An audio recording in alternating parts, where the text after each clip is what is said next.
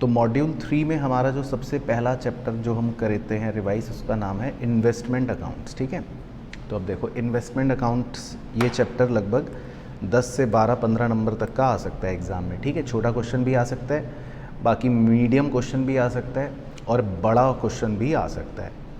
तो जब हम इस चैप्टर में पढ़ाई करते हैं, देखते हैं इन्वेस्टमेंट के बारे में, तो दो तरह की इन्वेस्टमेंट्स होती हैं।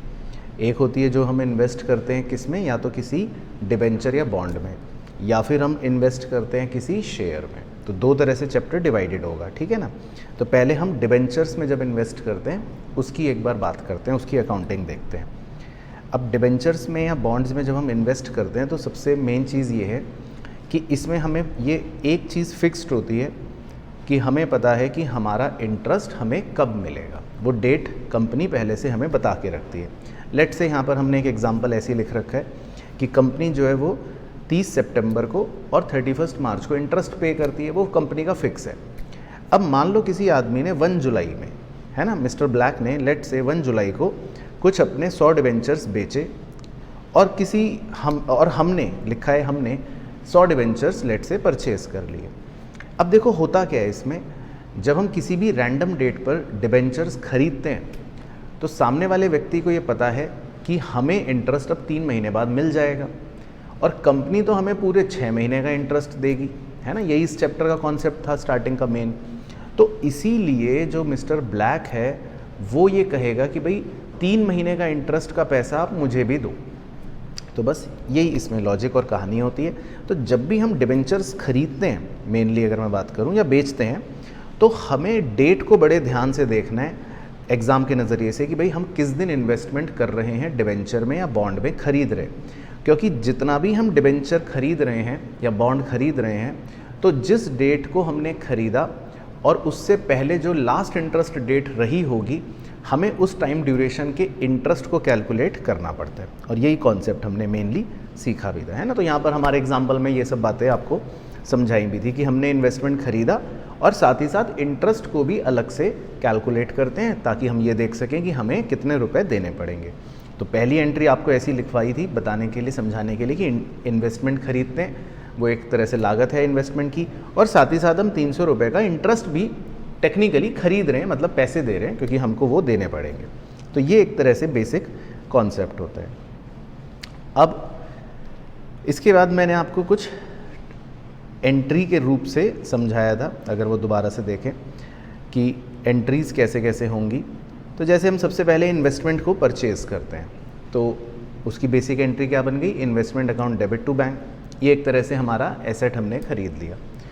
फिर जब हम इंटरेस्ट का पैसा पे करते हैं तो एंट्री बन गई इंटरेस्ट डेबिट टू बैंक। ये हमारा एक एक्सपेंस हो गया, और क्योंकि ये हमारा एक्सपेंस है तो हम इसको ईयर के एंड में, सब बच्चों को पता ही है कि ये इंटरेस्ट हम कहाँ ट्रांसफ़र कर देंगे, पीएनएल में। तो ये हमारी एंट्री एक बन गई, पीएनएल डेबिट टू इंटरेस्ट। अब इसमें एक मुद्दा आता है कि हम कॉस्ट कैसे कैलकुलेट करेंगे, है ना, क्योंकि इन्वेस्टमेंट की वैल्यू हमें कॉस्ट पर लिखनी है। तो उसका कॉन्सेप्ट बस आप याद रखना कि कॉस्ट हम कैसे निकालते हैं।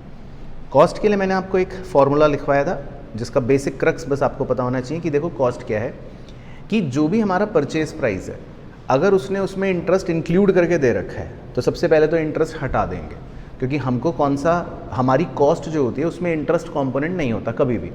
तो हमको अपने परचेज प्राइस में से अगर उसमें इंटरेस्ट है तो उसको इंटरेस्ट को हटा देंगे, तो हम पहुंच जाएंगे परचेज प्राइस एक्स इंटरेस्ट पर।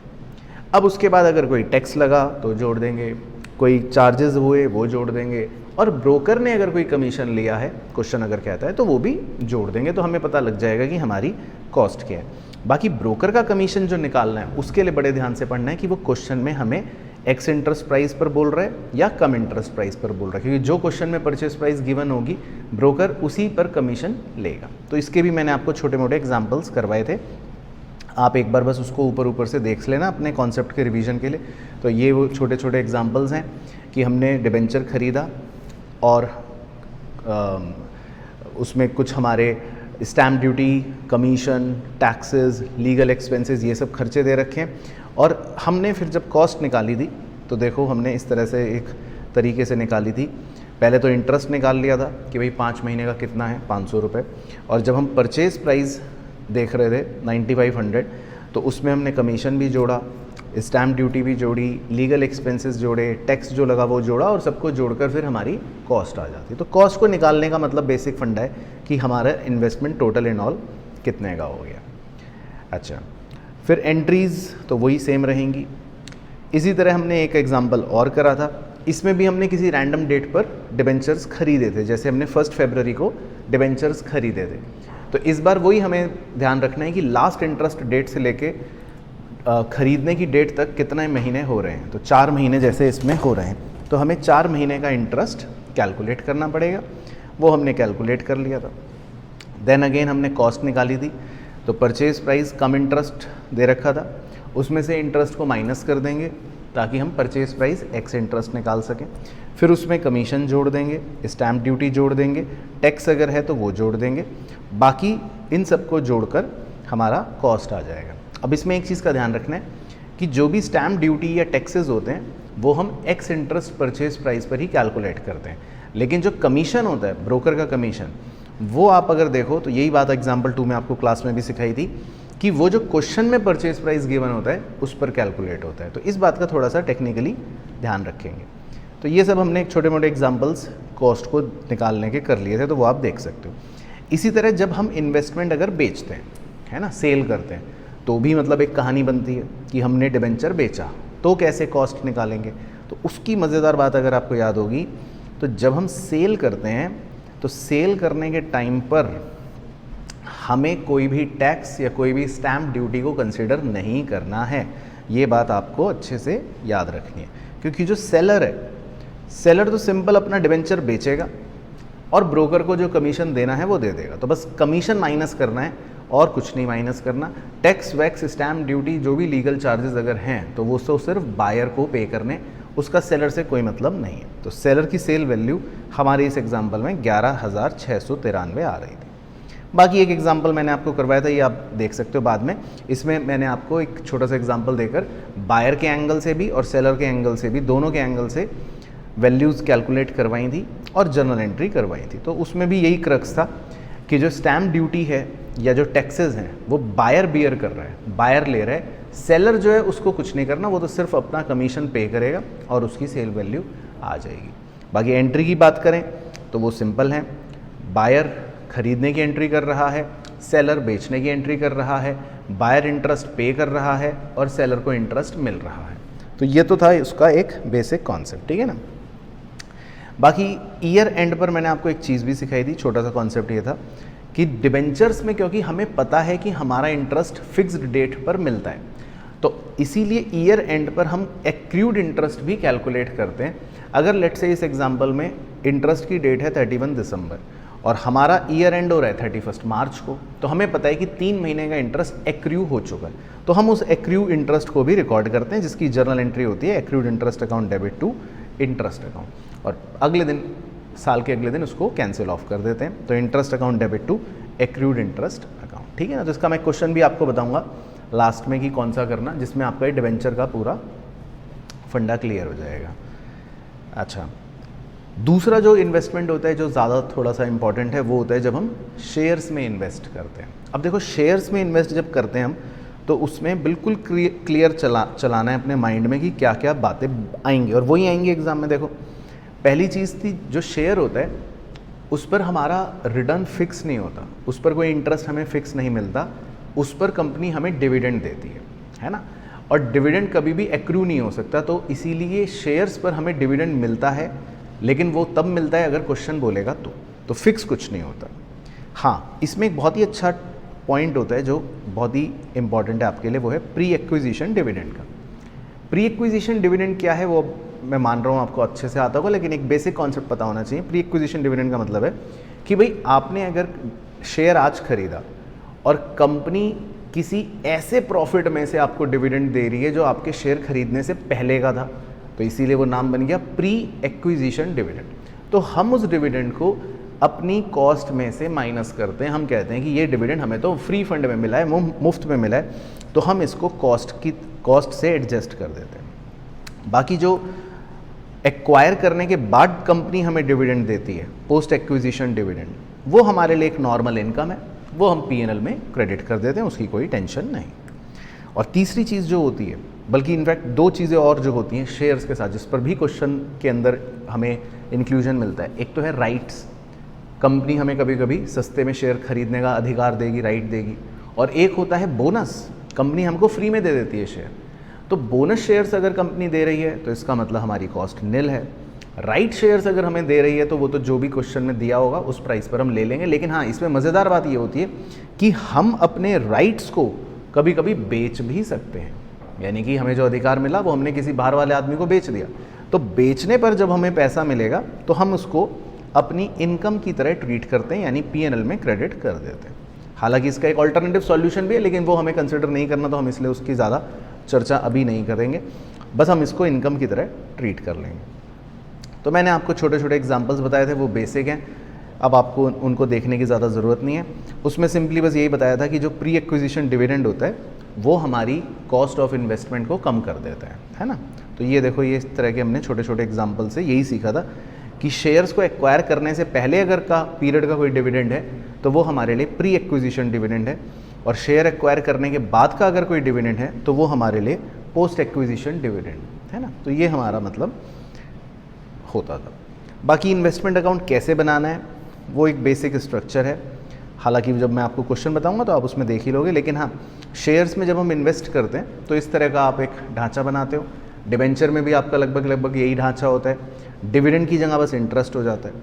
तो जब हम खरीदते हैं शेयर्स को तो डेबिट में आ जाता है, टू बैलेंस BD, परचेज़ करा तो टू बैंक, राइट शेयर्स भी अगर परचेज करे तो टू बैंक, बोनस इशू अगर करा तो टू बोनस इशू, और उसकी कॉस्ट निल है। बाकी अगर बेचा तो क्रेडिट में आ जाएगा बाय बैंक। डिविडेंड अगर हमें रिसीव हुआ तो बस इस बात का ध्यान रखना है, प्री एक्विजिशन डिविडेंड क्योंकि कॉस्ट को कम कर रहा है तो वो अमाउंट के कॉलम में, लेकिन पोस्ट एक्विजिशन डिविडेंड हमारी इनकम है, नॉर्मल P&L, तो वो डिविडेंड में इनकम की तरह आ रहा है। बाकी बैलेंस CD बच जाएगा, और जो भी बैलेंस बचेगा बैलेंसिंग फिगर एनी साइड वो हम P&L में डाल देंगे। तो इसके हमने क्वेश्चंस भी मतलब करके देख रखे हैं। बाकी मैं आपको इसके क्वेश्चन लास्ट में बताऊंगा कि इस चैप्टर में से कौन से क्वेश्चंस आपको करने हैं, ठीक है। लेकिन कॉन्सेप्चुअली इस चैप्टर के अंदर बस यही चीज़ें आपको मिलेंगी। तो आप डिबेंचर में इन्वेस्ट करोगे या शेयर्स में इन्वेस्ट करोगे। डिबेंचर में इंटरेस्ट फिक्स मिलेगा, शेयर में फिक्स नहीं होता, तो डिविडेंड मिलेगा। क्वेश्चन अगर बोलेगा तो ही लिखेंगे, नहीं बोलेगा तो नहीं लिखेंगे। और कई बार क्वेश्चन में बोनस शेयर्स पर या राइट शेयर्स पर डिविडेंड देना है या नहीं देना ये भी नहीं बोला होता, तो आप उसमें अपनी अजम्पशन मेंशन कर सकते हो कि हम बोनस और राइट शेयर्स पर डिविडेंड नहीं दे रहे, ये बात आप नीचे नोट में मेंशन कर देना, तो उसमें कोई दिक्कत नहीं होगी, ठीक है ना। तो ये है। अब है हमारा अगला जो चैप्टर, इसका नाम है insurance claim for loss of stock and loss of profit, ठीक है। तो ये जो चैप्टर है ये मोर ऑफ मतलब इसमें आपको समझना भी है थोड़ी थोड़ी चीज़ें, और इसके एक स्ट्रक्चर को, इसके फॉर्मेट को और फॉर्मूले को लर्न करना है। लेकिन अगर इसका क्वेश्चन आता है तो ये हमारे लिए बहुत अच्छा चैप्टर है, और एग्ज़ाम में अगर इस चैप्टर का क्वेश्चन आए तो आप इसको पहले अटेम्प्ट करना, ठीक है ना। इसका रीज़न है क्योंकि इस चैप्टर के क्वेश्चन में आपको कोई जर्नल एंट्री नहीं करनी, कोई बैलेंस शीट नहीं बनानी, तो ये बहुत टाइम सेविंग चैप्टर है। और नंबर कितने का आएगा, मान लो छोटा भी आया तो 8 नंबर का आ जाएगा, और थोड़ा सा बड़ा भी आया तो भी 15-16 नंबर का आ जाएगा। तो इस चैप्टर को आप हमेशा, इस चैप्टर के क्वेश्चन को एग्ज़ाम में सबसे पहले अटेम्प्ट करना। मतलब अगर आपको आता होगा, आपने पढ़ा इसका क्वेश्चन और आपको लगता है कि हाँ ये तो आता है, तो सबसे पहले इसको करना। तो जब बाद में सिंगल एंट्री पे जाऊँगा तो उसका क्वेश्चन सबसे लास्ट में करना होता है, क्योंकि वो सबसे टाइम कंज्यूमिंग होता है। तो ये टाइम सेविंग क्वेश्चन है, तो अगर ये एग्ज़ाम में आए तो आप इसको सबसे पहले करना, ठीक है। अब देखो इस चैप्टर में है क्या। इस चैप्टर में बेसिकली कहानी है कि हमारे स्टॉक में आग लग जाएगी, ठीक है। सामान जल गया, जैसे हमने एक एग्जांपल ऐसे ही करा था कि 13 मार्च को आग लग गई। अब आग लगने की वजह से हमारा सामान जल गया और 4 महीने तक हम काम नहीं कर पाए। तो इसमें हमारे 2 नुकसान हो गए कि एक तो हमारा सामान जल गया, लॉस ऑफ स्टॉक, और एक हम 4 महीने तक काम नहीं कर पाए, लॉस ऑफ प्रॉफिट। तो इस चैप्टर में हम दोनों ही चीज़ों का क्लेम निकाल लेते हैं। अब वो क्लेम निकालने के लिए पहले हम लॉस ऑफ स्टॉक की बात करते हैं। वेरी सिंपल स्टेप, बहुत ही बेसिक स्टेप हैं, सबको याद ही होंगे वैसे तो, फिर भी हम सबसे पहले ये देखते हैं कि पिछले साल, प्रीवियस ईयर में हमारी क्या ओपनिंग स्टॉक थी, क्या परचेज थी, क्या डायरेक्ट एक्सपेंस थे, क्या क्लोजिंग स्टॉक थी, और पिछले साल का हम निकालते हैं ग्रॉस प्रॉफिट। ठीक है, सिंपल। उससे हमें ये पता लग जाता है कि पिछले साल हम कितना ग्रॉस प्रॉफिट रेशियो कमाया करते थे। तो हमारे एग्जाम्पल में था 20%। अब जब इस साल हम करंट ईयर की बात करते हैं, जिस साल आग लगी, तो उस साल हमें बस ये नहीं पता होता कि जिस दिन आग लगी उस दिन स्टॉक क्या था। तो उसको फाइंड आउट करने के लिए, मिसिंग क्लोजिंग स्टॉक को फाइंड आउट करने के लिए हम इस साल का ट्रेडिंग अकाउंट प्रिपेयर करते हैं, उधर वाला, जिसमें हम ओपनिंग स्टॉक डाल देंगे, परचेज डाल देंगे, डायरेक्ट एक्सपेंस डाल देंगे, सेल्स डाल देंगे, और उस सेल्स पर हम वही ग्रॉस प्रॉफिट रेशियो अप्लाई कर देंगे जो पिछले साल था। बस ये हमारा एक ट्रिक पॉइंट है, या यही पॉइंट हमें याद रखना है। तो हमें ऑटोमेटिकली पता लग जाएगा कि closing stock as a balancing figure क्या बच रही है। बस ये आपका लॉस ऑफ स्टॉक का कार्यक्रम है। तो यही मैंने आपको स्टेप्स लिखवाए थे कि सबसे पहले पिछले साल का जीपी रेशियो निकाल लो, फिर इस साल का ट्रेडिंग अकाउंट बनाकर क्लोजिंग स्टॉक निकाल लो। बाकी हाँ, जो स्टेप आपको याद रखने हैं वो सबसे इंपॉर्टेंट है कि इंश्योरेंस क्लेम कैसे निकलेगा, कि जो भी क्लोजिंग स्टॉक निकला आपका, प्लस अगर कोई एबनॉर्मल स्टॉक है तो इफ़ एनी, उसका एक क्वेश्चन आपको मैं बताऊंगा कौन सा करना है ना, एक ही क्वेश्चन है इंपॉर्टेंट, वो हो गया टोटल स्टॉक। अब अगर उसमें से आपने कुछ सामान जलने से बचा लिया, वो हो गई सैल्वेज, उसे हटा दो। लेकिन आग में आग बुझाने के चक्कर में आपका कुछ खर्चा हो गया, फायर फाइटिंग एक्सपेंस, तो वो ऐड बैक कर लो, जोड़ लो। और अगर आपने कुछ सामान इंश्योरेंस कंपनी को ही हैंड ओवर कर दिया तो वो भी फिर जोड़ लो क्लेम में। तो ये एक फॉर्मूला बन गया कि भैया ये हो गया हमारा स्टॉक लॉस। अब क्योंकि एवरेज क्लॉज लगाती है इंश्योरेंस कंपनियां, तो वो हमें क्लेम कभी भी हमारे स्टॉक लॉस से ज़्यादा नहीं देंगी। तो इसीलिए क्लेम का एक फॉर्मूला बन गया कि स्टॉक लॉस जो भी हुआ है डिवाइडेड बाय टोटल स्टॉक, तो एक प्रोपोर्शन बन गया, उसको वो मल्टीप्लाई करती हैं हमारे पॉलिसी अमाउंट से। तो ये हमारा लॉस ऑफ स्टॉक को निकालने का एक सिंपल फंडा बन गया, है ना। तो इसका क्वेश्चन जनरली 5 नंबर का या बहुत खींचतान के 6-8 नंबर का आएगा, बस इससे ज़्यादा का तो नहीं आएगा। लेकिन जो ज़्यादा प्रोबेबिलिटी होती है वो होती है दूसरे कॉन्सेप्ट की, जिसका नाम है लॉस ऑफ प्रॉफिट, यानी कि हमारे प्रॉफिट का नुकसान हो जाता है। तो सामान जलेगा, आग लगेगी और कुछ महीनों तक काम नहीं हो पाएगा। तो अब देखो इसकी पहले क्रिटिकलिटीज़ क्या हैं, किन बातों का ध्यान रखना है, स्टेप्स रिकॉल करके रखना है यहाँ से जो मैं बता रहा हूँ। देखो वैसे तो याद ही रखने हैं। तो आपको लिखवाया था कि सबसे पहले हम कैलकुलेट करते हैं शॉर्ट सेल्स, है ना, ये एक फॉर्मूला था। अब शॉर्ट सेल्स का फॉर्मूला था स्टैंडर्ड सेल्स, वो भी बताऊँगा क्या होती है, प्लस या minus trend. Standard cells basically होती है कि जो हमने पिछले साल सेम आग लगने वाले पीरियड में जो कमाई थी, स्टैंडर्ड सेल, प्लस या माइनस ट्रेंड का मतलब है कि इस साल कुछ बढ़ोतरी या घटोतरी जो हुई, वो जो क्वेश्चन हमें देगा, उसमें से हम माइनस कर देंगे एक्चुअल सेल्स जो इस साल हुई। तो हमें पता लग जाएगी कि हमारी सेल कितनी कम हुई है, शॉर्ट सेल कितनी हुई है। फिर हम दूसरे स्टेप में निकालते हैं जीपी रेशियो। अब ये वो वाला जीपी रेशियो नहीं है, मैंने पहले भी बताया था, ये इंश्योरेंस कंपनी अपने एक फॉर्मूले से निकलवाती है, हालांकि जो भी लॉजिकल ही है, लेकिन फिर भी याद रखने के लिए हम बोल लेते हैं मुँह से, क्या था फॉर्मूला, नेट प्रॉफिट जो भी था पिछले साल का, plus insured standing charges. Insured मतलब जिनको हमने इंश्योरेंस करा रखा है, और स्टैंडिंग चार्जेस मतलब फिक्स्ड चार्जेस, जो खड़े चार्जेस हैं fixed, whole divided by previous year की सेल्स इनटू 100। तो ये आ जाएगा जीपी रेशियो। अब प्लस या माइनस, उसमें भी अगर कोई जीपी का ट्रेंड है तो वो क्वेश्चन देगा तो वो लगा देंगे, वो खत्म हो गया। फिर स्टेप 3 में हम निकालते हैं प्रॉफिट, जो डायरेक्टली निकाल सकते हैं अपनी short sales into GP ratio करके, वो आ जाएगा लॉस ऑफ प्रॉफिट। फिर स्टेप 4 बड़ा इंटरेस्टिंग और क्रूशल है कि हमें एडिशनल जो अगर खर्चे हमने करें उनका क्लेम मांगना है, लेकिन वो हमें 3 में से लोअर मिलता है। ए बी सी में जो सबसे लो वैल्यू होगी वो मिलेगा। अब ए तो होता है एक्चुअल एक्सपेंस, वो कभी वैसे होगा नहीं लोअर, मैंने बता ही दिया था, लेकिन फिर भी लिखने के लिए।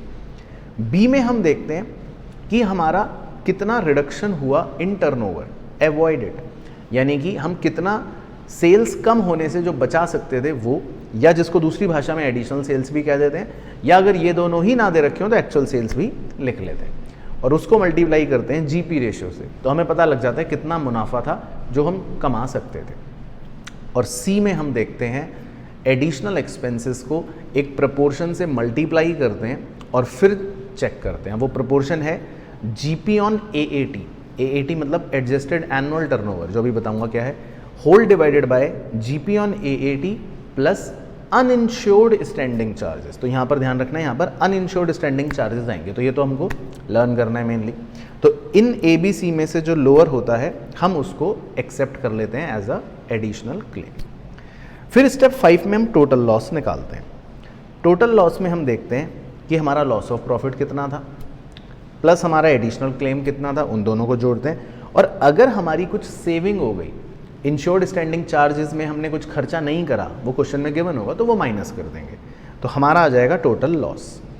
और फिर लास्ट स्टेप में इंश्योरेंस कंपनी वही एक प्रोपोर्शन के हिसाब से हमें क्लेम देती है, जिसका फॉर्मूला है total loss divided by GP on AAT into policy amount.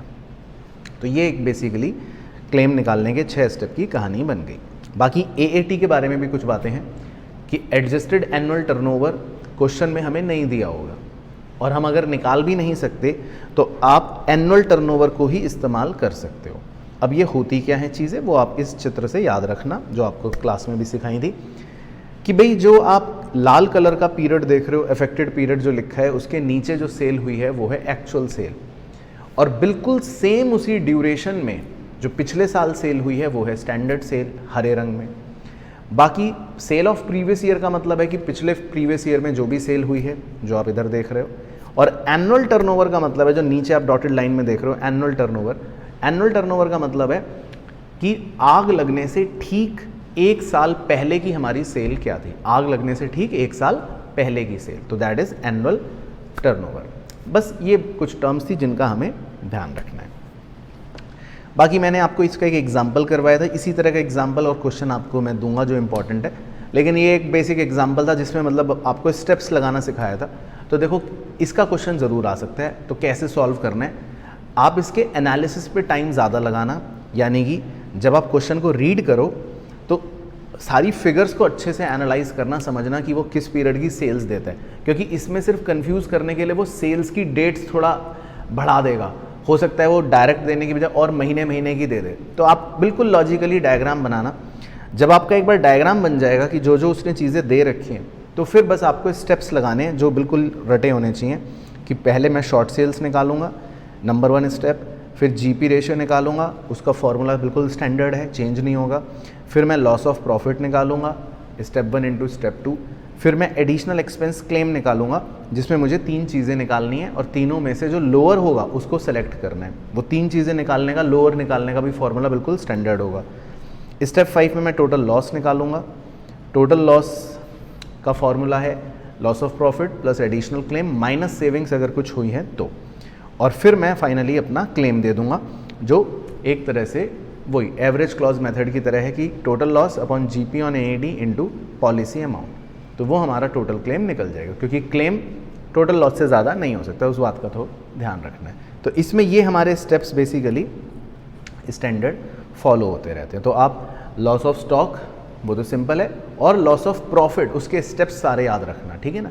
तो इसके लास्ट में मैं आपको क्वेश्चंस बताऊंगा कि कौन कौन से करने हैं, और इसके तो बहुत ही कम क्वेश्चन करने हैं, क्योंकि एक क्वेश्चन ऐसा है जिसमें दोनों ही कॉन्सेप्ट्स कवर हो जाते हैं, और वही एग्जाम में बड़ा क्वेश्चन आ सकता है 16 या 15 नंबर का, कि एक कंपनी की आग लगी और उसका स्टॉक भी जल गया, तो आपको लॉस ऑफ स्टॉक भी निकालना है और उसका लॉस ऑफ प्रॉफिट भी निकालना है, और सारी चीज़ें आपको दे रखी होंगी, ठीक है ना। तो इसका कॉन्सेप्ट ये था बेसिकली।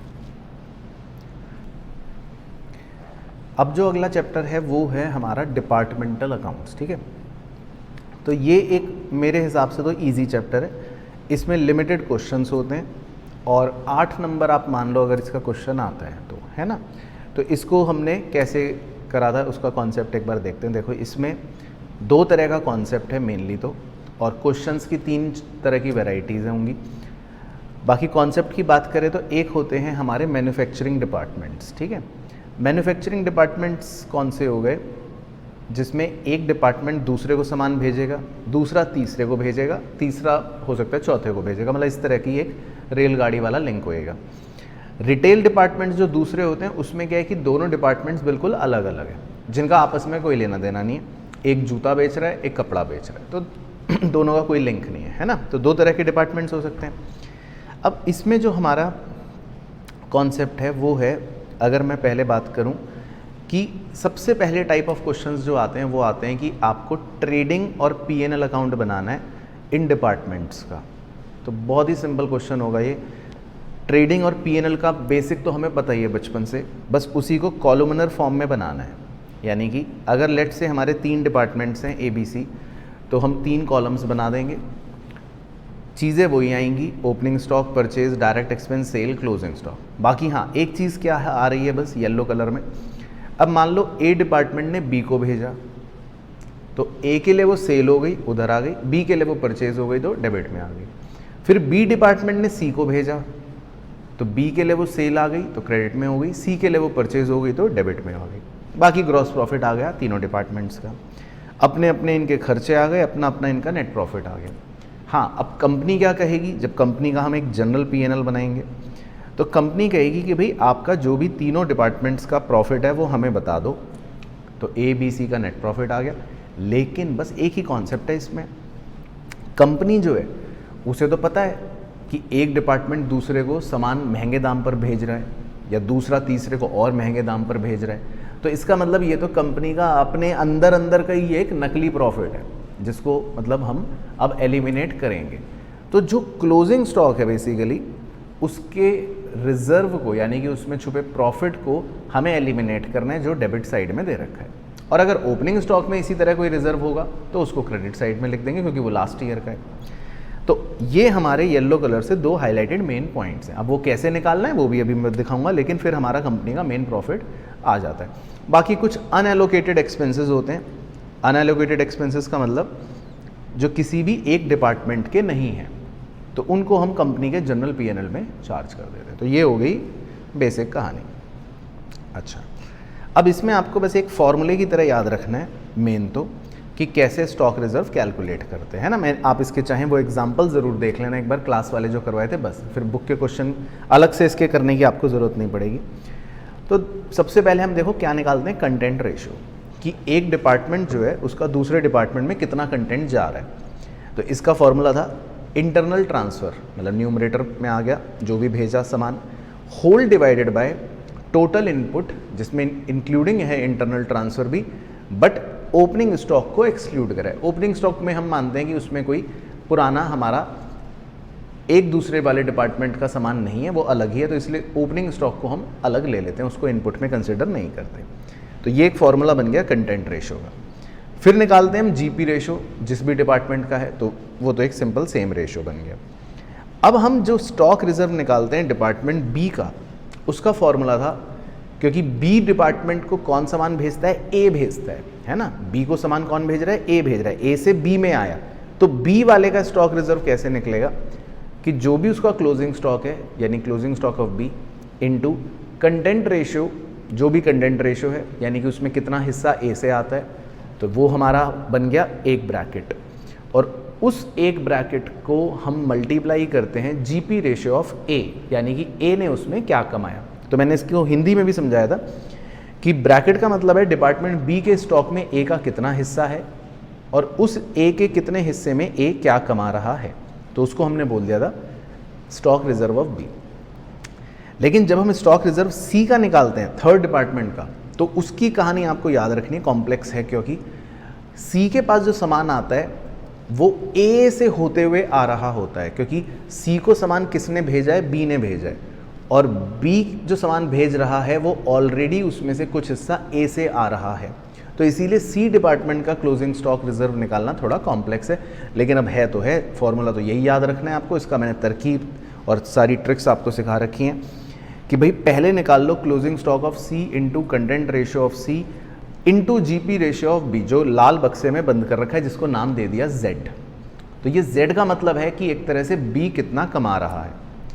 अब फिर हम प्लस करते हैं नीचे वाला हिस्सा, closing stock of C into content ratio of C, उसमें से माइनस कर देंगे जो जेड निकाला, और फिर जो आंसर आएगा उस आंसर को मल्टीप्लाई करते हैं content ratio of B into GP ratio of A से, है ना। तो अब ऐसा ये ओरली बोल के मुझे पता है कि आपको ऐसे, जिन्हें याद है तो याद है, जिन्हें नहीं समझ है तो वो ऐसे समझ तो पाएंगे नहीं। तो इसके लिए आप ये एग्जाम्पल्स जो मैंने क्लास में करवाए थे ज़रूर एक बार देख लेना या कर लेना, मतलब वो आपको आइडिया दे देंगे। तो इस तरह का एक खेल है कि डिपार्टमेंट ए के पास, बी के पास, सी के पास कुछ क्लोजिंग स्टॉक हैं, उनके अपने कुछ कंटेंट रेशो हैं और उनके अपने कुछ जीपी रेशो हैं। तो तो हमें डिपार्टमेंट ए तो खैर उसका तो रिजर्व होता नहीं कोई, डिपार्टमेंट बी में अगर स्टॉक रिजर्व निकालना है तो वही formula, closing stock of B into content ratio of B into GP ratio of A, तो आंसर आ गया। लेकिन जब हम डिपार्टमेंट सी के लिए निकालेंगे तो उसका फॉर्मूला वही, पहले तो closing stock of C into content ratio of C into GP ratio of B से पहले जो आंसर आया वही इसको बोल देंगे Z 1350, और फिर देखो plus closing stock of C into content ratio of C minus Z कर दिया 1350, और फिर जो ब्रैकेट का आंसर बचा उसमें मल्टीप्लाई कर दिया content ratio of B into GP ratio of A, तो फिर हमारा आंसर आ गया 810। तो कुल मिलाकर मतलब सी का स्टॉक रिजर्व आ गया। तो इसी तरह मैंने आपको एक क्वेश्चन, अगर आपको याद हो, क्लास में करवाया था खुद ट्राई करने के लिए, तो ये आप खुद से भी एक बार दोबारा से कर सकते हो, तो इससे आपको क्लोजिंग स्टॉक रिजर्व निकालना आ जाएगा, है ना। तो ये तो थी कहानी ट्रेडिंग P&L वाले कॉन्सेप्ट वाले क्वेश्चंस की, है ना। बस सिंपल है डिपार्टमेंट में, बाकी 2 क्वेश्चन मैं बताऊंगा बाद में, वो करना। फिर ये जो है रिटेल डिपार्टमेंट, जिसमें बिल्कुल ही अलग कहानी है, जिसमें दोनों ही डिपार्टमेंट्स बिल्कुल अलग अलग हैं, किसी का एक दूसरे से कोई लिंक नहीं है, तो फिर आपको ये कॉन्सेप्ट एक बार देख लेते हैं कि क्या होता है। अब इसमें देखो हम एक बहुत ही यूनिक चीज़ कर रहे हैं, हम 2 अकाउंट बना रहे हैं। सबसे पहला बना रहे हैं एक तरह से स्टॉक अकाउंट, या नाम है मेमोरेंडम स्टॉक अकाउंट। तो ये बनता है सेलिंग प्राइस पर, ये इसकी यूनिकनेस है। आमतौर पे हम स्टॉक अकाउंट बनाते हैं तो हम कहते हैं तो कॉस्ट पर बनाना है ना, लेकिन इसमें हमको जो स्टॉक अकाउंट बनाना है वो बनाना है सेलिंग प्राइस पर, है ना। बस इतनी बात ध्यान रखनी है। अब ये एक दुकान की तरह समझ लो चल रहा है। डेबिट में आ गया ओपनिंग स्टॉक, डेबिट में आ गया जो सामान हमें और रिसीव हुआ, है ना, goods received from the company. अब ये तो दुकान का माल बढ़ गया, डेबिट में आने का मतलब है। क्रेडिट में माल घट गया, कैसे, गुड्स रिटर्न टू कंपनी, आपने सामान लौटा दिया, या सेल हो गई, या चोरी हो गई, या सेल पर आपने कोई डिस्काउंट दे दिया, या जो क्लोजिंग स्टॉक है उसमें कुछ डिस्काउंट है, और क्लोजिंग स्टॉक जो है वो तो है ही है। तो ये एक स्टैंडर्ड स्टॉक अकाउंट हमारा बना हुआ है। फिर इनमें कुछ चीज़ों में जिनमें प्रॉफिट्स छुपे हुए हैं उनके लिए हमने एक अलग अकाउंट बना दिया, मार्कअप अकाउंट, जिसमें सारी चीज़ों का लोड क्रॉस पोस्ट कर दिया। तो वही आप ब्लू कलर में देख रहे हो कि ओपनिंग स्टॉक का लोड क्रेडिट में चला गया, गुड्स रिसीव्ड का लोड क्रेडिट में चला गया, या इसी प्रकार से क्लोजिंग स्टॉक का रिजर्व डेबिट में आ गया, शॉर्टेज का लोड डेबिट में आ गया, गुड्स रिटर्न का लोड डेबिट में आ गया। बाकी डिस्काउंट जो हमने दिए सेल पर या क्लोजिंग स्टॉक पर, उनका कोई लोड नहीं होता, वो फिगर्स तो एज इट इज़ ही सेम डेबिट में आ जाती हैं, और फिर हम इससे प्रॉफिट का पता लगा लेते हैं, है ना। बाकी मार्कअप मार्कडाउन क्या होते हैं वो मैंने आपको समझाया था, लेकिन आप वैसे ही देख सकते हो। मार्कअप का मतलब होता है एक तरह से थोड़ा सा वैल्यू बढ़ाकर भेजना, मार्कअप, और मार्कडाउन का मतलब होता है कि डिस्काउंट कर देना, छूट दे देना। तो मार्कअप मार्कडाउन ये मतलब होता है ना। बाकी इसका एग्जाम्पल क्लास का जो था वो आप कर भी सकते हो, नहीं तो सीधा क्वेश्चन जो मैं बताऊंगा वो कर लेना, लेकिन इसमें तरकीब वही चलेगी। तो अगर आपको मतलब शॉर्ट टाइम में इजी वे आउट रखना है बिना ज़्यादा माथापच्ची करे, तो बस आप फॉर्मेट लर्न कर लो कि किस तरफ क्या लिखनी है चीज़ें। बाकी लॉजिकली ज़्यादा मत सोचना, वो सब बातें तभी ठीक हैं अगर मान लो आप सीख रहे हो। अब तो आप सीख चुके, तो अब तो सिर्फ आंसर निकालने पर फोकस करना। हाँ, बाकी क्लोजिंग स्टॉक के बारे में बताता हूँ। जब हम क्लोजिंग स्टॉक रिजर्व निकालेंगे, ये देखो वो ध्यान रखना, वो क्वेश्चन में भी पॉइंट आएगा हालांकि।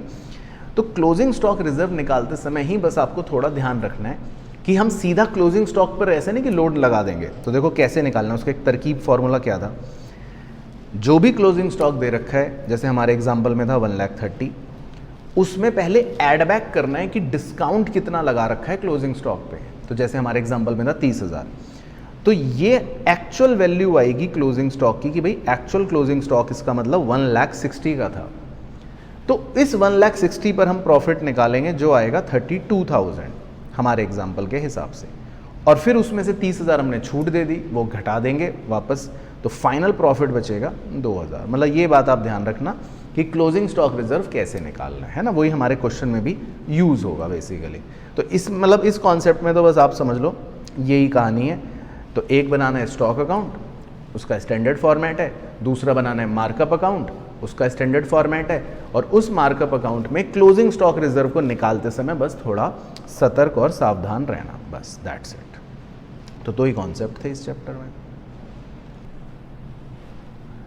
चलो नेक्स्ट चैप्टर जो है हमारा ये है ब्रांच अकाउंटिंग, है ना।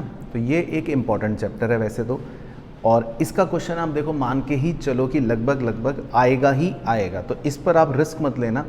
और जब मैंने सारे इंपॉर्टेंट क्वेश्चंस की लिस्ट बना रहा था मैं आपके लिए, जो 30 क्वेश्चन है, टॉप 30 क्वेश्चंस करने हैं इस मॉड्यूल 3 के, उसमें सबसे ज़्यादा क्वेश्चन इसी चैप्टर में से निकले, क्योंकि इस चैप्टर के जब मैं क्वेश्चन आपको बताऊंगा तो इसमें वैरायटी ऑफ क्वेश्चन ज़्यादा है ना। मतलब जिनको याद होगा तो मैं आप यहाँ पे भी देख सकते हो, देखो ब्रांचेस के अंदर हमारी जैसे इंडिपेंडेंट ब्रांच होती हैं जो अलग अलग काम करती हैं, तो उसमें अलग अलग कॉन्सेप्ट के क्वेश्चंस हैं, कुछ फॉरेन ब्रांच वाले, कुछ नॉर्मल डोमेस्टिक ब्रांच वाले। फिर कुछ ब्रांच होती हैं जिनकी अकाउंटिंग हेड ऑफिस मेंटेन करता है, हेड ऑफिस कहता है कि मैं बुक बना रहा हूँ आपकी, तो उसमें देखो अलग अलग मेथड होते हैं, debtor method, stock and debtor method, और least important final accounts method भी है। लेकिन मतलब इसमें क्वेश्चंस की वैरायटी बहुत है। अच्छा, फिर इसमें क्वेश्चन आते हैं जिसमें खाली जर्नल एंट्री करनी है 5 नंबर के, तो इसके क्वेश्चंस में थोड़े मतलब आपको ज़्यादा है, टाइम लगेगा, लेकिन कोई बात नहीं, करना ज़रूर, इम्पॉर्टेंट भी है। तो जैसे हमने सीखने के लिए शुरू से शुरू करते हैं। सबसे पहले मैंने आपको सिखाया था इंडिपेंडेंट ब्रांच, है ना, और आप भी रिवाइज इसी ऑर्डर में करना। बुक में हो सकता है पहले डिपेंडेंट दे रखा है, लेकिन आप पहले इंडिपेंडेंट करना, इससे थोड़ा क्लैरिटी रहती है ना। अब देखो इंडिपेंडेंट ब्रांच का मतलब ये है कि हेड ऑफिस बिल्कुल ऐसे काम कर रहा है, वो एक अलग एंटिटी है, और ब्रांच ऐसे काम कर रहा है जैसे वो एक बिल्कुल अलग एंटिटी है। तो दोनों जो है बिल्कुल अलग अलग काम कर रहे हैं। अब फिर मैंने आपको इसमें बहुत सारी ट्रांजैक्शन लिखवाई थी, उसको समझ लेते हैं बेसिक। अब मान लो कुछ हेड ऑफिस अपनी ट्रांजैक्शंस कर रहा है, तो उनको कौन रिकॉर्ड कर रहा है? Head office. लेकिन अगर ब्रांच कुछ अपनी ट्रांजैक्शन कर रहा है, उसको कौन रिकॉर्ड कर रहा है? ब्रांच, है ना, तो कोई दिक्कत नहीं है। अब थर्ड में देखो, जैसे ब्रांच को गुड्स भेजा हेड ऑफिस में, तो हेड ऑफिस के नज़रिए से तो ये एक प्रकार से सेल है, और ब्रांच के नज़रिए से एक प्रकार से परचेज है। तो अब क्या एंट्री करते हैं? अब हेड ऑफिस तो एंट्री नॉर्मल करेगा, branch account debit to sale, अगर सेल करता तो, और ब्रांच की एंट्री करता गुड्स खरीदने की, purchase account debit to head office. बस ये सेल परचेज वर्ड बोलते नहीं है। तो हेड ऑफिस क्या लिख रहा है? गुड्स सेंड टू ब्रांच, और ब्रांच क्या लिख रहा है? Goods receive from head office, जो आप ब्लॉक में कटा हुआ देख रहे हो। यही तो ट्विस्ट बताया था। बस ऐसे वो कैश भेज देता है, या मान लो हेड ऑफिस ने एक मशीन खरीदी, वो रिकॉर्ड कर लेता है। अब वो मशीन ब्रांच को भेज रहा है, तो क्या एंट्री करेगा? Branch debit to machine, simple. और ब्रांच को मशीन मिल गई, तो ब्रांच क्या एंट्री करेगा? Machine debit to head office. तो इसी तरह डेप्रीसिएशन की एंट्री हो रही है। इसी तरह मान लो प्लांट परचेज करा हेड ऑफिस ने, लेकिन इसमें 9th पॉइंट बड़ा इंटरेस्टिंग है जो ध्यान रखना है कि मान लो प्लांट परचेज करा हेड ऑफिस ने, और हेड ऑफिस कह रहा है कि इसका अकाउंट भी मैं ही मेंटेन करूंगा। तो ऐसे केस में फिर जब प्लांट अगर हेड ऑफिस भेज भी रहा है ना ब्रांच को, तो उसकी एंट्री नहीं होगी, क्योंकि टेक्निकली बुक्स अभी भी हेड ऑफिस के पास ही है। तो इसका मतलब बुक्स के नज़रिए से कुछ भी नहीं हुआ, क्योंकि बुक्स अभी भी प्लांट ही मेंटेन कर रहा है, मतलब हेड ऑफिस ही मेंटेन कर रहा है। तो इस बात का ध्यान रखना है ना। बाकी अगर इस प्लांट पर डेप्रीसिएशन लगा, बड़ा इंटरेस्टिंग पॉइंट है, तो मैंने आपको ये समझाया था कि क्योंकि प्लांट यूज़ कर रहा है ब्रांच, तो एक्सपेंस कौन रिकॉर्ड करेगा? ब्रांच। तो इसीलिए डेप्रीसिएशन का खर्चा कहाँ है? ब्रांच की बुक्स में। लेकिन प्लांट किसका कम होगा? हेड ऑफिस का, क्योंकि प्लांट अकाउंट कौन मेंटेन कर रहा है? Head office. तो प्लांट कहाँ कम हो रहा है? हेड ऑफिस की बुक्स में। तो ये एक बड़ा ही इंटरेस्टिंग पॉइंट है जो आपको सिखाया था।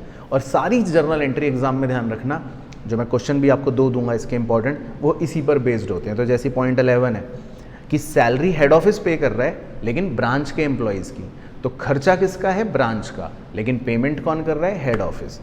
इसी तरह ब्रांच के डेटर्स हेड ऑफिस कलेक्ट कर रहा है, तो डेटर किसके हैं? ब्रांच के, तो ब्रांच के डेटर कम हो जाएंगे, लेकिन कैश किसको रिसीव हो रहा है? हेड ऑफिस को, तो उसकी बुक्स में रिकॉर्ड हो रहा है। तो ये ही एंट्रियाँ एग्जाम में बनती हैं जो पूछता है वो छोटे क्वेश्चन में, ठीक है।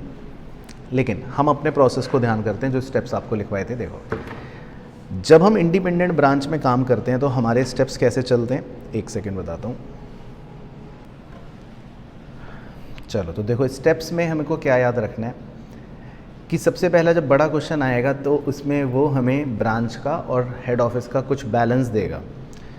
तो वो बैलेंस अगर आपस में टैली नहीं हो रहा, मान लो हेड ऑफिस कह रहा है कि मुझे 10,000 लेने हैं ब्रांच से, ब्रांच कह रहा है मुझे 12,000 देने हैं हेड ऑफिस को, तो आपस में इसका मतलब अगर टैली नहीं हो रहा, तो पक्की बात है कि कुछ ना कुछ या तो गुड्स सेंड टू ब्रांच का रहा होगा गुड्स इन ट्रांजिट या कैश इन ट्रांजिट का कुछ रहा होगा जो क्वेश्चन हमें बता देगा, तो वो हम रिकनसाइल कर देंगे। उसके बाद बस हमें नॉर्मल ब्रांच का ट्रेडिंग पीएनएल बैलेंस शीट बनाना है जैसे हम बनाते हैं, या ट्रेडिंग और पीएनएल बनाना है जिसका क्वेश्चन भी मैं बताऊंगा। और क्लोजिंग स्टॉक आमतौर पे अगर वो मिसिंग दे देता है तो उसको फाइंड आउट करने के लिए आप मतलब कॉस्ट के ज़रिए क्लोजिंग स्टॉक पता लगा लोगे।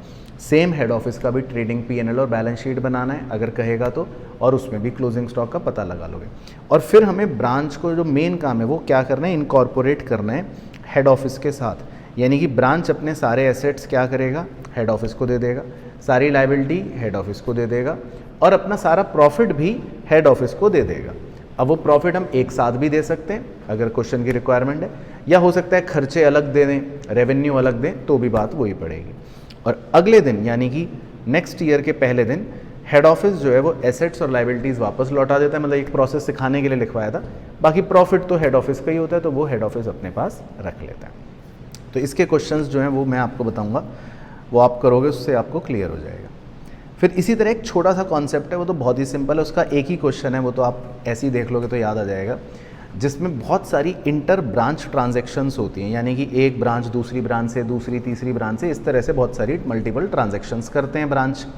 तो उसमें सिंपल फंडा आपको ये बताया था कि जितनी भी ब्रांचेज हैं उनके डेबिट क्रेडिट के कॉलम्स बना लो, और जिसका फंडा क्या है, अगर रिसीव कर रहा है कोई ब्रांच तो डेबिट, और जो गिवर है वो क्रेडिट। तो इस तरह से सारी करने के बाद एक नेट इफेक्ट करके जर्नल एंट्री बन जाएगी, जिसका आपने एक ही क्वेश्चन है जो हमने कर लिया था सिंपल। अच्छा, अब आते हैं फॉरेन ब्रांचेस पर, है ना। फॉरेन ब्रांच में क्या होगा कि या तो हेड ऑफिस इंडिया में है और ब्रांच विदेश में है, या उल्टा भी हो सकता है कि हेड ऑफिस विदेश में है, ब्रांच इंडिया में। मतलब पॉइंट ये है कि दोनों की करेंसियाँ अलग होंगी, हेड ऑफिस की भी और ब्रांच की भी। तो हमें दोनों की करेंसियों को सेम लेवल पर लाना है, मतलब कि हेड ऑफिस जहाँ पर भी है उसके हिसाब से करेंसी को, ब्रांच वाली करेंसी को कन्वर्ट करना पड़ेगा। तो ये बस ध्यान रखना है, बाकी स्टेप्स सेम रहते हैं। तो हम जब कन्वर्ट करते हैं तो फिर हमको AS 11 के नियम का ध्यान रखना है, जो बेसिकली वैसे तो सिंपल है कि फिक्स्ड एसेट या उस पर लगा डेप्रीसिएशन है या इन्वेस्टमेंट्स हैं तो परचेज रेट पर जो भी दिन है वो क्वेश्चन बताएगा। बाकी करंट एसेट, करंट लायबिलिटी या नॉन करंट लायबिलिटियों को क्लोजिंग डेट के रेट पर 31 मार्च वाले, और इनकम और एक्सपेंसेस को हम आमतौर पे मतलब हिसाब से देखें तो एवरेज रेट पर कन्वर्ट करते हैं। तो ये कन्वर्ट करने के रूल्स हो गए। हाँ, कुछ स्पेशल आइटम्स होंगे, जैसे गुड्स भेजे ब्रांच को, या ब्रांच को हमने कोई एसेट दिलवा दिया, तो ऐसी चीज़ों का रेट नहीं देखना, ऐसी चीज़ें हम हेड ऑफिस के ट्रायल बैलेंस से वो वैल्यू निकाल लेते हैं। तो ये भी बात हमें पता थी। बाकी जो भी एक्सचेंज डिफरेंस आएगा हेड ऑफिस के में या ब्रांच के में, वो हम किसके माध्यम से सही कर लेंगे, वो हम सही कर लेंगे अपने PNL के माध्यम से। अच्छा, फिर होते हैं डिपेंडेंट ब्रांच। अब इसके भी क्वेश्चंस आते हैं अलग अलग, जिसमें बेसिकली हमारे डेटर मेथड है, स्टॉक एंड डेटर मेथड है। तो मैं आपको पहले डेटर मेथड से बताऊंगा। तो डेटर मेथड में हमको मेन बस क्या ध्यान रखना है कि एक ब्रांच अकाउंट बनाया जाएगा, उसका फॉर्मेट बस याद रखो अच्छे से, बहुत ही सिंपल है कि जो भी ब्रांच के एसेट्स हैं, है ना, उनको डेबिट में लिख लिया, स्टॉक है, डेटर है, कैश है, जो भी है सारे डेबिट साइड पर लिख लिए। और फिर जो गुड्स सेंट टू ब्रांच है वो डेबिट साइड पर लिख लिया। हेड ऑफिस ने अगर कुछ कैश भेजा ब्रांच को, वो डेबिट साइड पर लिख लिया। और अगर लायबिलिटी है इन केस उनका कोई क्लोजिंग बैलेंस है तो डेबिट साइड पर लिख लिया। हालांकि हमारे किसी भी किताब के सवाल में नहीं है तो आप इग्नोर भी मार सकते हो। क्रेडिट साइड पर हम क्या लिख लेते हैं कि जो भी मान लो हमारे ओपनिंग में कुछ लायबिलिटी हैं, वैसे होंगी नहीं, लेकिन कुछ हमने अब गुड्स रिटर्न कर दिए मान लो ब्रांच ने, वो, या कैश जो ब्रांच ने भेज दिया हेड ऑफिस को। अब उसमें दो चीज़ें होती हैं, या तो कैश सेल्स के लिए कैश भेजा और जो कैश कलेक्टेड हुआ डेटर से वो भेजा, जो रेड कलर से अंदर दिख रहा है। और जितने भी क्लोजिंग एसेट्स हैं आपके, चाहे क्लोजिंग स्टॉक हो, कैश हो, या कैश इन ट्रांजिट हो, या स्टॉक इन ट्रांजिट हो, ये सब हमारे क्लोजिंग एसेट्स आ जाएंगे। अब इनमें बस क्या ध्यान रखना है कि जब हम स्टॉक वाले आइटम्स को डील कर रहे हैं, चाहे ओपनिंग स्टॉक को, चाहे क्लोजिंग स्टॉक को, चाहे गुड्स इन ट्रांजिट्स को, तो वो हमेशा हमें कॉस्ट पर शो करने हैं, है ना। अब वो हो सकता है उसमें प्रॉफिट लगाकर भेजता हो, लेकिन हम उस प्रॉफिट को एलिमिनेट करके सिर्फ कॉस्ट पर ही उसको कंसिडर करते हैं। तो ये एक सिंपल सा आप कॉन्सेप्ट याद रखना कि ब्रांच अकाउंट में बस यही आइटम आते हैं, बाकी क्वेश्चन टू क्वेश्चन क्या करेगा वो इंग्लिश ट्विस्ट कर देगा, कुछ कहानी दे देगा, लेकिन लॉजिकली आइटम्स यही होंगे। तो इसका भी एक क्वेश्चन कवर करा है हमने। अच्छा, इसी तरह दूसरा मेथड होता है जो होता है stock and debtor method. Stock and debtor method थोड़ा सा प्रिपरेशन में लंबा मेथड है, लेकिन आंसर इससे सेम ही निकलता है। अब इसमें हम क्या बनाते हैं, हम सबसे पहले बनाते हैं एक ब्रांच स्टॉक अकाउंट, और ये स्टॉक अकाउंट हम बनाते हैं इनवॉइस प्राइस पर, आईपी पर, है ना। तो इसमें हमने ओपनिंग स्टॉक लिख लिया, जितना गुड्स भेजा ब्रांच को वो लिख लिया, और क्रेडिट साइड में अगर कुछ गुड्स रिटर्न हुए, या अगर कोई सेल हो गए, या अगर कोई चोरी हो गए, या क्लोजिंग स्टॉक जो है वो बच गया, वो लिख लेंगे। तो सारी चीज़ें आईपी पर लिखते हैं, बस सेल जो होती है वो सेलिंग प्राइस पर लिखेंगे। तो हमारा आंसर बचेगा जिसको हम नाम दे देते हैं एपरेंट प्रॉफिट या एपरेंट सरप्लस। अच्छा, फिर हम बनाते हैं इसी को, मतलब एक इसी के लोड को रिकॉर्ड करने के लिए, जिसका नाम होता है ब्रांच एडजस्टमेंट अकाउंट। तो जितने भी ऊपर आइटम्स हमने लिखे उनके सबके लोड्स को हम क्रॉस पोस्ट कर देते हैं इस ब्रांच एडजस्टमेंट अकाउंट में। तो डेबिट में इसीलिए आप देख रहे हो क्लोजिंग स्टॉक रिजर्व, शॉर्टेज का लोड, गुड्स रिटर्न का लोड, गुड्स इन ट्रांजिट का लोड, वो सब आ गया। और क्रेडिट में आप देख रहे हो ओपनिंग स्टॉक का load, goods sent to branch का लोड, और apparent surplus as it is transfer हो जाता है। तो ये आ जाता है हमारा finally gross profit. Gross profit को हम ब्रांच पीएनएल में ट्रांसफ़र कर देते हैं, और जितने ब्रांच के खर्चे हैं वो डेबिट में लिख लेते हैं, जो शॉर्टेज में एबनॉर्मल लॉस हुआ वो डेबिट में लिख लेते हैं, और हमारा नेट प्रॉफिट का आंसर आ जाता है। बाकी हाँ, एक वर्किंग नोट में हमें ब्रांच डेटर अकाउंट बनाना पड़ता है, वो सेम ही रहता है जैसे मतलब एक नॉर्मल हम डेटर अकाउंट बनाते हैं। तो इस मेथड पे भी क्वेश्चन मतलब कई बार पूछ लेता है। तो इसमें हमें मेनली 4 लेजर अकाउंट बनाने हैं, एक स्टॉक अकाउंट, एक एडजस्टमेंट अकाउंट, फिर पीएनएल अकाउंट और डेटर अकाउंट। तो इसके कॉन्सेप्ट में मतलब अगर मैं बात करूँ तो बस यही है। बाकी फाइनल अकाउंट्स का कोई कॉन्सेप्ट नहीं है। फाइनल अकाउंट्स में तो ट्रेडिंग पीएनएल बनाना है, जो वैसे चांस बहुत कम होता है एग्जाम में, क्योंकि आपसे ब्रांच में अगर पूछता है तो या तो फॉरेन ब्रांचेस का पूछेगा, या जर्नल एंट्री का छोटा क्वेश्चन पूछेगा, या फिर वो डेटर या स्टॉक एंड डेटर मेथड में से कोई आपसे क्वेश्चन पूछेगा। तो इसमें बस आप यही कॉन्सेप्ट्स मेनली अच्छे से याद रखना। तो अब आते हैं इस चैप्टर पर, जो हमारा आखिरी एक चैप्टर होता है इसका नाम है अकाउंट्स फ्रॉम इनकम्प्लीट रिकॉर्ड्स। ठीक है, तो अकाउंट्स फ्रॉम इनकम्प्लीट रिकॉर्ड का क्वेश्चन एग्ज़ाम में ध्यान रखना कि आप इसको हमेशा लास्ट में ही करना, क्योंकि इसमें बेसिकली अगर 10 नंबर का भी क्वेश्चन है तो आपको लेजर बहुत बनाने पड़ते हैं, और इसमें दिमाग भी लगाना पड़ता है, अप्लाई करना पड़ता है, क्योंकि लिंक्स होते हैं। तो ये कई बार टाइम कंज्यूमिंग हो जाता है। तो मैं आपको एक एक्सपीरियंस शेयर करता हूँ। बहुत सारे स्टूडेंट्स ने पहले मुझे जब बताया अपना एग्ज़ाम का एक्सपीरियंस कि सर कुछ बच्चों ने सिंगल एंट्री का क्वेश्चन देखा, उन्हें आता था, और उन्होंने सबसे पहले वो स्टार्ट कर दिया कि होता है ना कॉन्फिडेंस कि मेरे को तो आता है, मैं यही शुरू कर देता हूँ। और जब उन्होंने करा तो इसमें करते रहे, लेंदी तो होते ही, लेजर बनाते रहे, मज़ा भी आता रहता है, हाँ सब कुछ ठीक चल रहा है। लेकिन जब पूरा क्वेश्चन ख़त्म हुआ तो पूरे 55 मिनट या 1 घंटा उनका निकल गया सिर्फ एक क्वेश्चन में। तो अब देखो वो गड़बड़ हो जाती है कि हम 15 नंबर का एक क्वेश्चन सॉल्व कर रहे हैं और लगभग 1 घंटा 15 नंबर में ही निकल गया, तो फिर वो प्रेशर क्रिएट करता है। तो इस क्वेश्चन को आप हमेशा ध्यान रखना, अगर चाहे आता भी हो तो लास्ट में ही अटैम्प्ट करना, क्योंकि ये टाइम कंज्यूमिंग होता है। अच्छा, बाकी कॉन्सेप्ट की इसमें बात करें तो कॉन्सेप्ट खैर बहुत सिंपल है, क्योंकि इसमें एक्चुअल में हमें कॉन्सेप्चुअली कुछ नहीं करना। अगर पहला कॉन्सेप्ट करें वो तो बहुत ही छोटा है कि प्रॉफिट की कैलकुलेशन। ठीक है, अब प्रॉफिट कैसे निकलता है उसका एक बहुत ही सिंपल सा फॉर्मूला है जो हम बचपन में भी करते थे। Closing capital plus drawings minus additional capital और माइनस ओपनिंग कैपिटल, तो प्रॉफिट आ जाएगा। हाँ, लेकिन इसमें मज़ेदार बात यह है, क्लोजिंग कैपिटल और ओपनिंग कैपिटल शायद हमें नहीं देगा, वो मिसिंग होगी। तो उसके लिए हम क्या करेंगे, उसके लिए हम बनाएंगे एक बैलेंस शीट जिसको बोलते हैं हम स्टेटमेंट ऑफ अफेयर्स हैं, यानी कि ये। तो इसमें हम ओपनिंग एसेट्स लिखेंगे, ओपनिंग लायबिलिटी लिखेंगे, तो opening capital as a balancing figure बच जाएगी। सेम वे क्लोजिंग एसेट्स लिखेंगे, क्लोजिंग लायबिलिटी लिखेंगे, तो हमारे क्लोजिंग कैपिटल बच जाएगी। तो ये एक पहला कॉन्सेप्ट तो होता है प्रॉफिट निकालने का, वेरी सिंपल। बाकी हाँ, जो दूसरा हमारा कॉन्सेप्ट है जिसमें हम सब बचपन के चैम्प हैं, वो है ट्रेडिंग पीएनएल और बैलेंस शीट बनाना। तो मुझे इसमें ये नहीं सिखाना आपको कि किस में क्या आइटम लिखना है, वो तो ऑब्वियसली आप उस्ताद हो। ट्रेडिंग में क्या आएगा, पीएनएल में क्या आएगा, बैलेंस शीट में क्या आएगा। लेकिन हाँ, इन फिगर्स को जब हम लिख रहे होते हैं या लिखने के लिए आपको डेटर अकाउंट बनाना पड़ सकता है और पड़ेगा ही एग्जाम के क्वेश्चन में। तो वो कैसे बनाना है उसकी बातें याद रखनी है कि देखो डेटर जब बढ़ता है तो डेबिट में लिखना है, चाहे क्रेडिट सेल्स हो या बीआर डिसऑनर हो, और डेटर जब कम होता है तो क्रेडिट में लिखना है, जैसे सेल रिटर्न हो गई या बैड डेट हो गया या डिस्काउंट अलाउड हो गया या कैश कलेक्ट हो गया, ये सब चीज़ों की वजह से, है ना। इसी तरह बीआर अकाउंट बनाना है, बीआर अकाउंट बढ़ता है तो डेबिट करना है।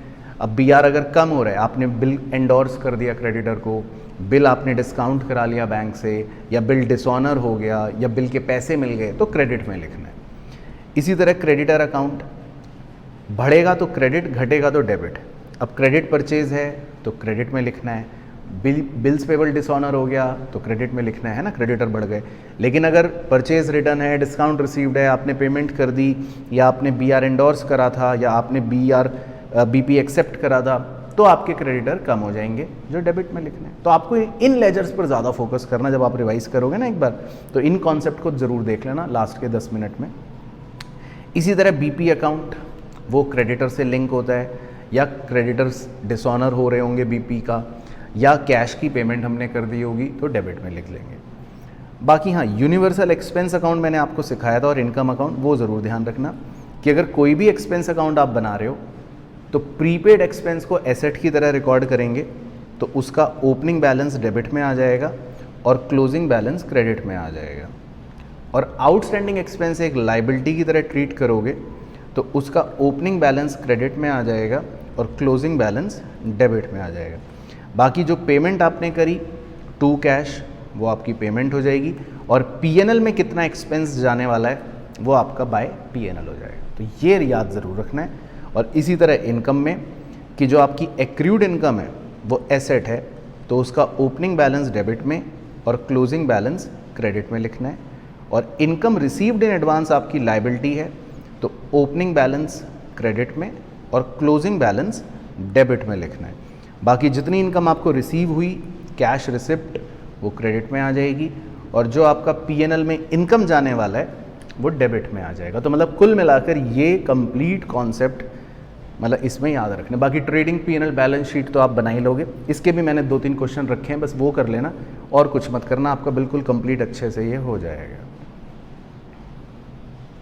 तो फाइनली कंक्लूड करने से पहले बस आप देखो, एक काम करना, आपने अच्छे से रिवाइज कर लिया मेरे साथ, अगर एक बार कॉन्सेप्ट और लगाना है 1-2 घंटा, सिर्फ कॉन्सेप्ट रीड करना जो भी इन चैप्टर्स में आपको बताए, ठीक है, सिर्फ रीड करना 1 या 2 घंटे। और उसके बाद अपने टाइम टेबल को, आज 10 तारीख हो गई, अगले 15 अक्टूबर तक ले लो चाहें, या 1 हफ्ता ले लो चाहें, और इन 30 क्वेश्चनों को उसमें डिवाइड कर लो अपने हिसाब से, जैसे भी टाइम टेबल में फिट होता है, ठीक है, मॉड्यूल 3 के इन 30 क्वेश्चंस को, ठीक है। आप इसकी चाहे फ़ोटो खींच लेना है, स्क्रीनशॉट ले लेना। चैप्टर नंबर 9 से लेकर चैप्टर नंबर 14 तक आपको सिर्फ ये टॉप 30 क्वेश्चंस करने हैं। मतलब सिर्फ का मतलब है कि ये तो करने ही करने हैं, बाकी अगर आपके पास फिर समय मिल ही जाएगा या बाद में जब रिवीजन करोगे वो एक अलग थ्योरी रहेगी। लेकिन अभी फ़िलहाल मॉड्यूल 3 पक्का करने के लिए आप टॉप 30 ये क्वेश्चन करोगे। देखो मैंने मेंशन कर दिया, स्टडी मटेरियल ICAI के हिसाब से इलस्ट का मतलब है इलस्ट्रेशन करना है, पीपी का मतलब है पीछे का प्रैक्टिकल प्रॉब्लम करना है ना। तो चैप्टर 9 में आपको दिख रहा है सामने 3 हो गए, चैप्टर 10 में 4 हो गए, चैप्टर 11 में भी 4 हो गए, चैप्टर 12 में भी 4 हो गए, चैप्टर 13 मैंने कहा था देखो बड़ा है और बहुत ज़रूरी करने हैं, उसके ज़रूर करना सारे। उसमें इलस्ट्रेशन भी 3, 6, 7, 10, 11, 12, 17 है, और प्रैक्टिकल प्रॉब्लम भी 3, 4, 9 है ना, तो थोड़े उसमें ज़्यादा है। बाकी 14 में 3, 4, 8 है, और PP 4 और PP 6 है। इनमें सारी वैरायटी कवर हो जाएगी। देखो हर तरह की, सिंगल एंट्री में प्रॉफिट निकालने वाला और बैलेंस शीट बनाने वाला, जिसमें एडजस्टमेंट मुश्किल वाली भी है। ब्रांच के सारे कॉन्सेप्ट कवर हो जाएंगे, foreign branch, stock and debtor, खाली डेटर, फाइनल अकाउंट्स, और जर्नल एंट्री वाले और डिपेंडेंट वाले। इसी तरह चैप्टर 12 में डिपार्टमेंट में सारे कॉन्सेप्ट इसमें कवर हो रहे हैं, मैनेजर के कमीशन वाला भी, स्टॉक रिजर्व निकालने वाला भी, और रिटेल डिपार्टमेंट वाला भी, और डिपेंडेंट डिपार्टमेंट वाला भी। और इसी तरह चैप्टर 11 में हायर परचेज में वेंडर की बुक्स, बायर की बुक्स दोनों कवर हो जाएंगी, लेजर अकाउंट बनाने वाला वो भी कवर हो जाएगा, ठीक है। और इसी तरह चैप्टर 10 में जो आपका लॉस वाला है, लॉस ऑफ स्टॉक निकल जाएगा, लॉस ऑफ प्रॉफिट निकल जाएगा, और बड़े क्वेश्चन में इलस्ट्रेशन जो 11 है उसमें दोनों निकल जाएंगे एक ही क्वेश्चन में। और इसी तरह चैप्टर 9 में जो इन्वेस्टमेंट वाला है, इलस्ट्रेशन 11 बहुत ही बढ़िया क्वेश्चन है, एक ही क्वेश्चन में शेयर्स का इन्वेस्टमेंट और डिबेंचर दोनों का कवर हो जाएगा, और प्रैक्टिकल प्रॉब्लम 2 और 5 में आपका शेयर्स का भी और डिबेंचर्स का मतलब अलग अलग भी हो जाएगा। तो ये सारे इंपॉर्टेंट 30 क्वेश्चंस हैं, वो आप ज़रूर करना, ठीक है। चलो, तो बस यही था आज का कार्यक्रम।